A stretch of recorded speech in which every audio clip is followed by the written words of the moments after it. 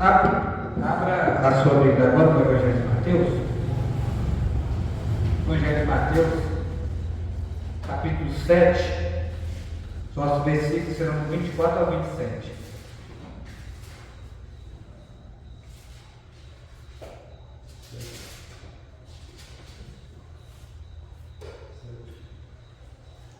Evangelho de Mateus, capítulo 7, versículos do 24 ao 27. Em sequência, nós já estamos nesse ponto das Escrituras, dentro dos relatos que Mateus nos deixou escritos através do Evangelho. Esse mês é o mês da família, e como tema, eles adotaram esse versículo, edificados na rocha. E uma coisa complementando a outra, vamos continuar ouvindo o Senhor falar ao nosso coração através desse sermão e dentro da eminência da família. É notório que desde que Deus ele criou os seres humanos, começando com o primeiro casal, tudo dá início através da família. Firmes na rocha. A pergunta é: o que seria isso? O que é estar firme na rocha? E que rocha é essa? Essa rocha ela faz menção ao próprio Deus no Antigo Testamento e depois ela faz alusão a Jesus Cristo novo. Estar firme na rocha é estar seguro no Senhor, ou seja, é a família estar segurada em Cristo. Como você pode intensificar isso? Como você pode intensificar, melhor dizendo? Como você pode estar pronto para lidar com os desafios da vida? Estar firme na rocha é seguir os ensinos de Jesus. Nós devemos viver acostumados com isso. É interessante que no contexto, o que Mateus ele vai dar sequência dentro do que Jesus vai estar nos orientando, ele fala sobre as duas colocações, que é a porta estreita e também a estrada apertada. Ele fala sobre os falsos profetas, ele fala sobre os dois fundamentos, ele fala sobre a questão dos dons, ou seja, frutos ligados à árvore. E dentro desse plano de fundo aqui que nós já vimos, dentro dessa subsequência do Sermão da Montanha, é interessante que Jesus ele vem com mais essa analogia, falando sobre boa edificação. Alguns estudiosos acreditam que ele vai traçar a trajetória desses dois personagens, o insensato e o sensato, identificando o insensato como aquele que sofre juízo, aquele que sofre as penas da desobediência de Deus, porque é isso que Jesus vai trabalhar. Eu quero que você se atente nessa noite no seguinte: se você não tratar os ensinos de Jesus de uma maneira especial, se você não trazer isso à sua responsabilidade, se você não vê essa prioridade nos ensinos do Senhor, se você não perceber que isso são pérolas mesmo, que isso são tesouros, que isso são joias inestimáveis, e levar isso para a mesa da sua casa, onde que estão assentados aqueles que são membros da sua família, que fazem parte da sua casa, que debaixo do seu telhado, sim, de certa maneira você vai ver a sua família, ela tendo muito prejuízo. E dica de passagem, quem dera se fosse só problema financeiro. Aí daria para ser resolvido, aí daria para ser investido, você vai ver prejuízos ainda muito maiores. Então o sentido do juízo é consequência de uma vida irresponsável para com os ensinos de Jesus. E isso é o que nós estamos vendo nos nossos últimos dias, aqui como Congregação Batista Manaus, dentro dessa consciência que é todo o sermão de Jesus. está interessado dentro do que está havendo para que você possa construir a sua família na rocha ou mantê-la sobre a rocha. Edificando a sua casa sobre a rocha. Se você edificar a sua casa sobre a rocha, ela não ruirá. O que é o significado dessa palavra ruir, a grosso modo? Desfazer, quebrar, ir abaixo, via ruína, esmiuçar, fragmentar, rachar, entre outras coisas mais. Versículo 28 ao 25. Todo aquele que, pois, ouve essas minhas palavras, pratica, será comparado a um homem prudente que edificou a sua casa sobre a rocha. E cai a chuva, transbordando os rios, soprando os ventos, e deram com ímpeto contra aquela casa, que não caiu, porque foi edificada sobre a rocha.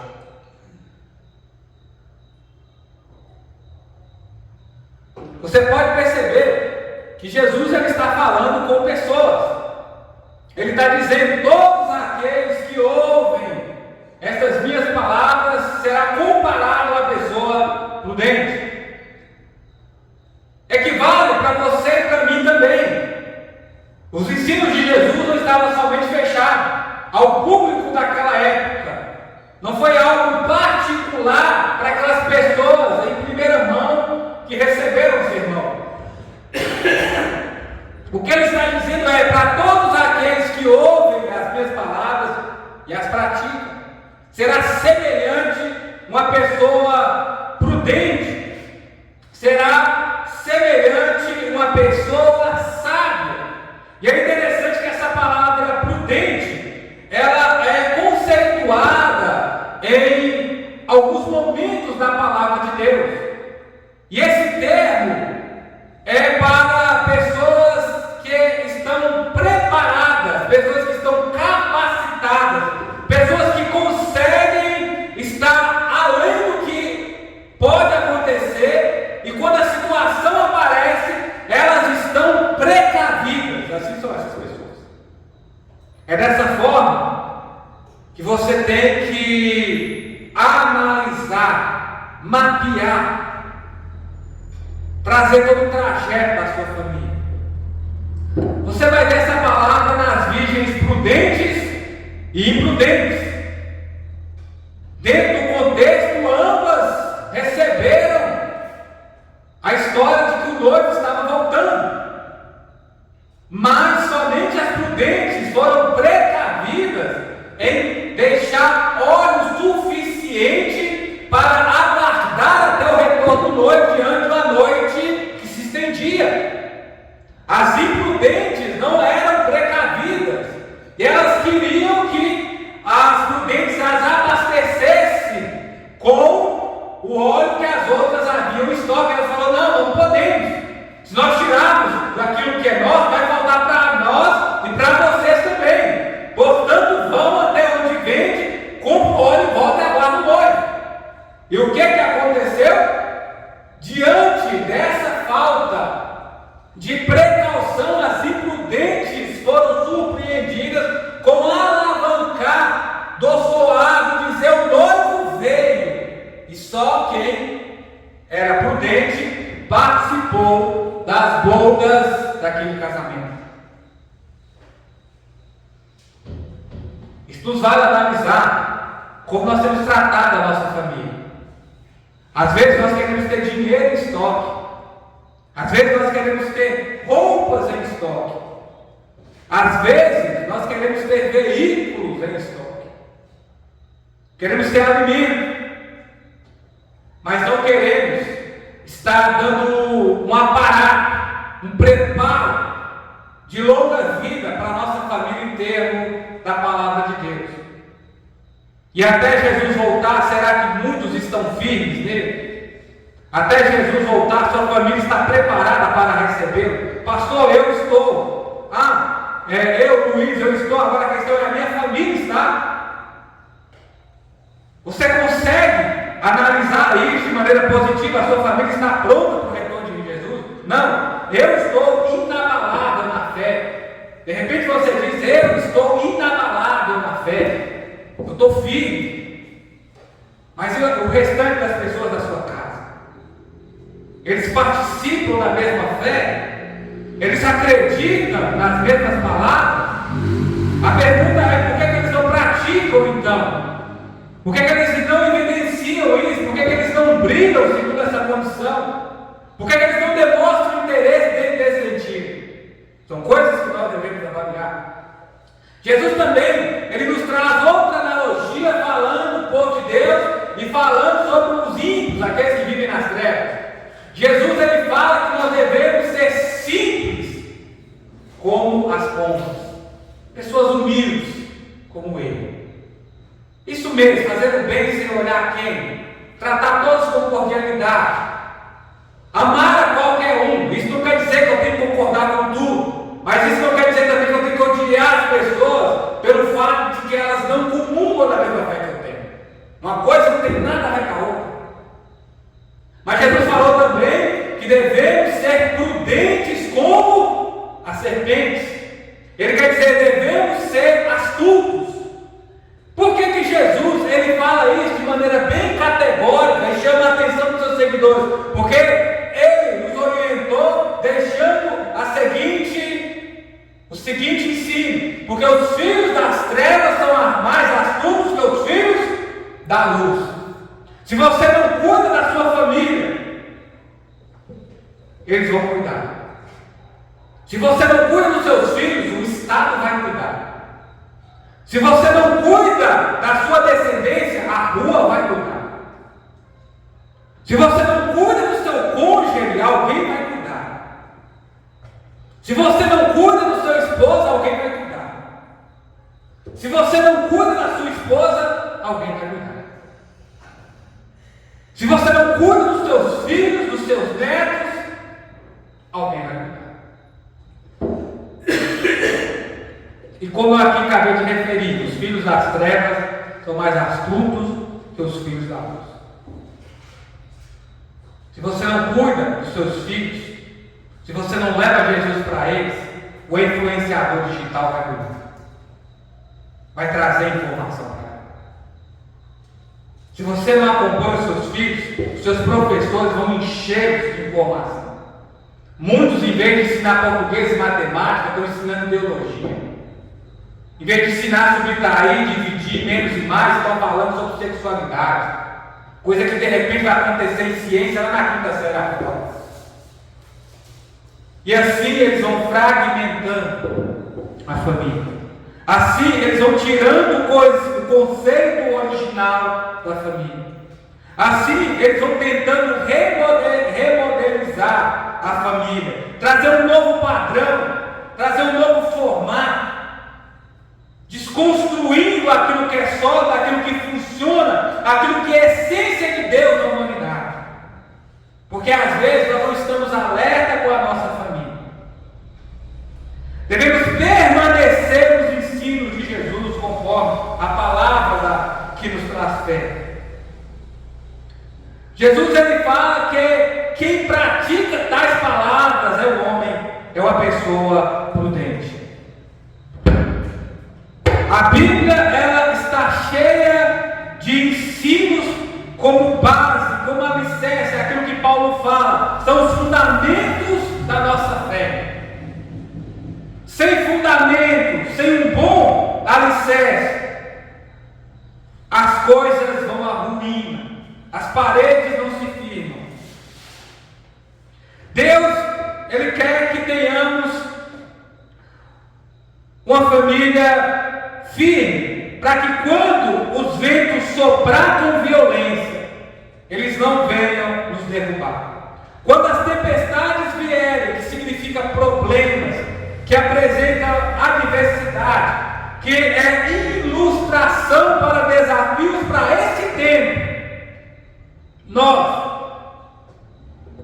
temos a quem seguir, temos a quem recorrer, temos quem nos oriente, tem quem nos ajuda, tem quem nos socorre, tem quem nos prepara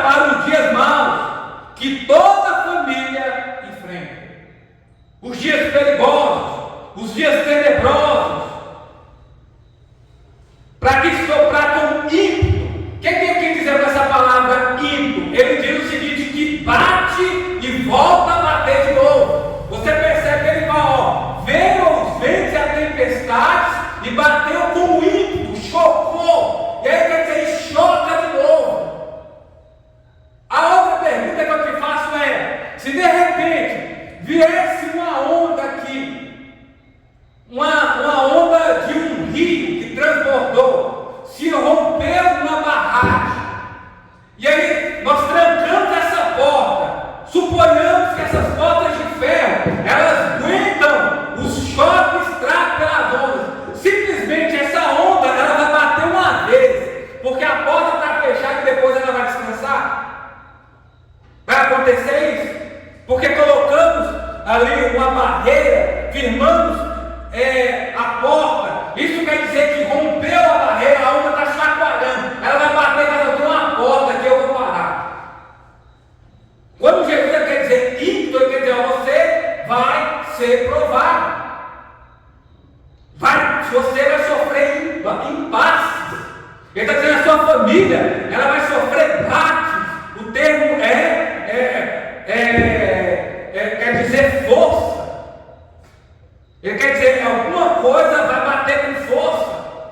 E onde você vai estar firmado? Onde eu vou estar firmado? Onde a nossa família vai estar segura? E quem sabe é o que nós estamos vivendo. Não, pastor, realmente o problema foi essa onda. Bateu, tornou a bater e continua batendo. Agora o que eu te pergunto é, por que você está firme? Eu tenho praticado os ensinos do Senhor. Eu tenho colocado em prática tudo que Jesus tem me mandado. O que adianta dizer que Jesus é Senhor e não fazer o que Ele manda? Eu quero deixar bem claro. Um louvor com os lábios, com o coração distante, não faz diferença para você, para mim, para nós. Porque assim, Deus não é carente do nosso louvor. Deus não é carente de quem eu sou, daquilo que eu faço. Quem tem essa necessidade sou eu e é você. De quem Deus é, do que Ele pode fazer, do que Ele quer realizar, mas Ele não. E às vezes nós confundimos, nós trocamos, invertemos as ordens das coisas, dos fatos. Se somos resistentes de maneira negativa, não dentro da questão de ceder aos ensinos do Senhor, isso não vai mudar nada para Deus. Mas se você colocar em prática, a sua vida vai mudar, a sua casa vai mudar, a sua família vai ser abençoada, você vai viver os planos de Deus. Não adianta nada, parafraseando como diz o salmista, trabalharmos dia e noite, comer o pão das dores, se Deus não vigiar a cidade. Se o sentinela de Sião não guardar as famílias, porque quando nós falamos que Deus guarda a cidade, Ele guarda a sua vida. Quando nós falamos que Deus guarda o Caraí, Ele guarda a sua família. Irmãos, isso aqui para Deus é só matéria. Ele guarda você. Ele guarda a sua casa, Ele guarda seus filhos, Ele guarda a sua entrada, Ele protege a sua saída, Ele é a sua sombra, Ele está interessado em você.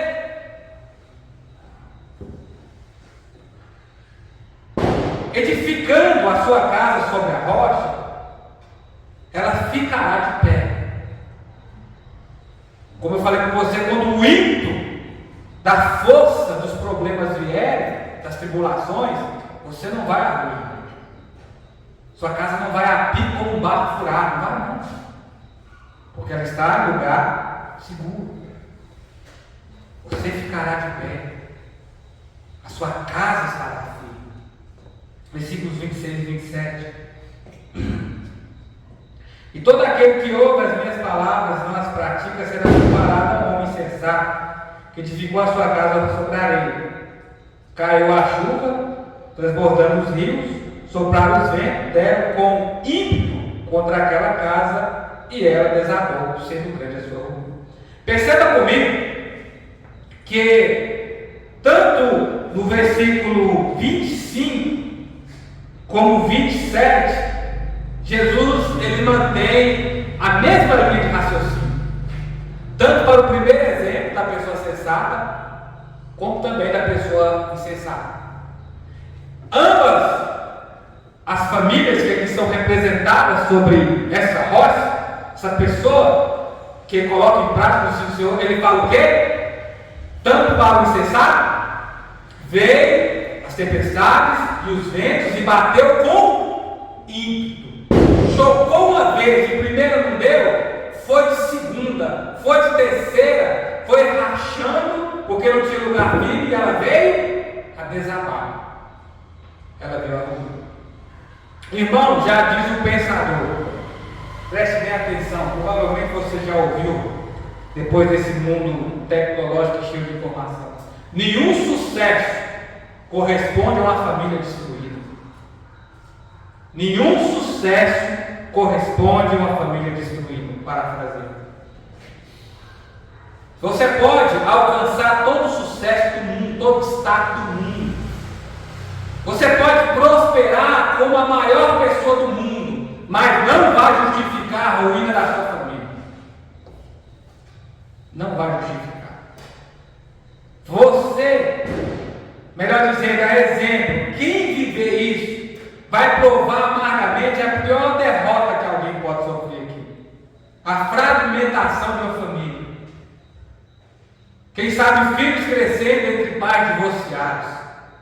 Quem sabe filhos que, se Deus não tiver misericórdia, e se de repente você não prezar por eles, eles vão viver também a mesma situação. Pessoas machucadas, pessoas tristes, pessoas marcadas, porque elas não foram responsáveis com aquilo que elas tinham de maior valor, que é a família. Jesus nos dá esse segundo exemplo, trazendo essa pessoa insensata. Sabe onde que está classificada a palavra insensata, meu irmão, minha irmã? Meu caro ouvinte, sabe onde que essa palavra está vinculada na Bíblia Sagrada? Palavra sensata. Talvez você imaginou vários textos, mas um especial me chama a atenção. A palavra insensata está vinculada à persona que não crê em Deus. Seria mais ou menos um ateu hoje. A palavra insensata está vinculada à pessoa que não teme a Deus. Você provavelmente já ouviu alguém citar ou já se deparou com esse texto bíblico. O insensato diz que Deus não existe. O insensato diz que Deus não existe.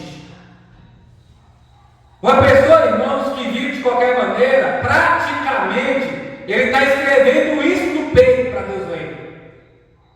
Aquele que obedece à palavra de Deus, aquele que não leva os ensinos de Jesus a sério, praticamente podemos analisar, podemos imaginar, podemos até aplicar, que ela está dizendo o seguinte: Deus não existe. Uma pessoa que não é responsável pela sua família, ela vive como se Deus não existisse. Você vai ver que os homens de Deus, as mulheres de Deus sempre foram responsáveis pela família.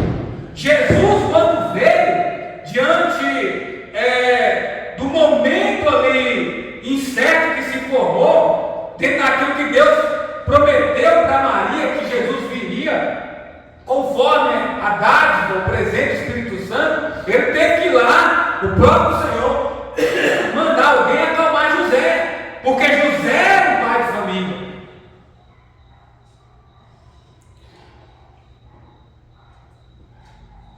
E é dessa maneira.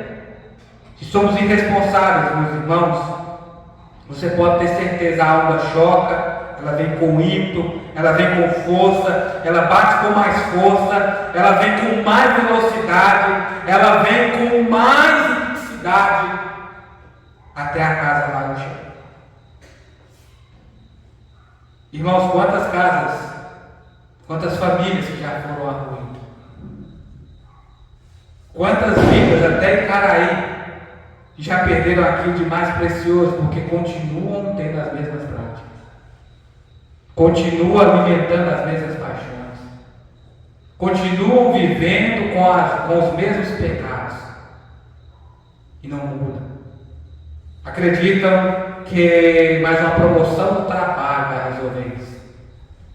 Pensam que um aumento de salário, imaginam que mais um aparelho novo para o filho, mais um curso novo para a filha, e as coisas estão resolvidas e continuam vivendo na ruína, continuam caindo nos mesmos erros, tomando os mesmos ímpetos, os mesmos choques, sendo batido com força, porque não tem guardado a família, não tem buscado os ensinos do Senhor. Quando a dificuldade vem, essas famílias vão à ruína. Irmão, psicólogo hoje em dia não está dando conta de atender. Pastores já não sabem mais o que falar, porque as pessoas estão negligenciando os ensinos de Jesus. Tudo se resolve em obediência. Não tem conversa. Não tem esse negócio, eu sei, eu possuo, eu tenho um grau de experiência, não, mas a minha formação, não segundo a minha linha de influência, não segundo o que está traçado aqui, não tem esse, é obedecer, só resolve quando obedece, por isso que dá errado. É igual de repente um pai de família, a mulher fala, se você não parar de beber, acabou a família, vai ser partida no meio, eu vou embora. E aí o cara continua dando de migué, ele não mostra nem um pingo de remorso. E aí ele imagina que costurando aqui, coloca uma coxa de retalho ali, vai dar certo, vai acontecer. Porque ele tem que obedecer, tem que entender, isso aqui está levando a minha família à ruína. Eu tenho que resolver isso aqui, eu tenho que tirar os meus pés do toleiro, eu tenho que pedir Deus para colocar os meus pés sobre a rocha, eu tenho que falar para colocar os meus pés sobre Cristo, senão a minha família vai capotar a ladeira abaixo. Talvez, de repente, uma mulher, o esposo chega em casa, já tinha combinado o casamento, não, mas continua na mesma mania, continua pisando a bola no mesmo lugar, e de repente o cara não aguenta mais e fala assim, ó, pra mim já deu. E aí costura aqui, costura acolá, pensa que é só ir no salão, acredita que resolve comprando alguma coisa nova e aquela coisa, mas não resolve, porque tem que obedecer, é mudança. A gente percebe mudança em obediência, senão vai a ruim. Irmãos, os fundamentos da palavra de Deus é o que mantém a nossa família e não deixa ela sucumbir diante dos problemas.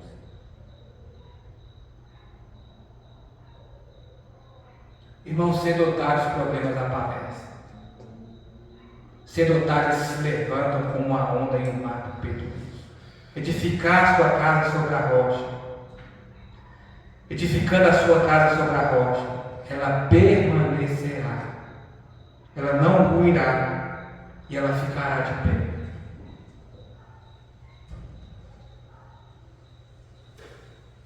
A palavra de Deus, irmãos,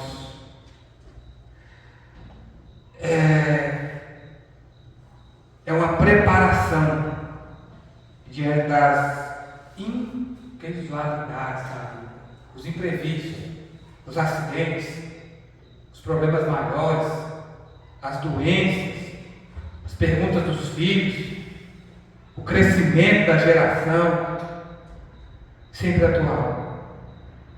Diante dos movimentos ímpetos contra nós, diante das tempestades, diante das adversidades, Jesus permanece firme, sendo esse fundamento para que possamos permanecer firmados na rocha. Invista na sua família. Invista. Pastor, e a orientação simples começa pela base. Não foge da base, não foge.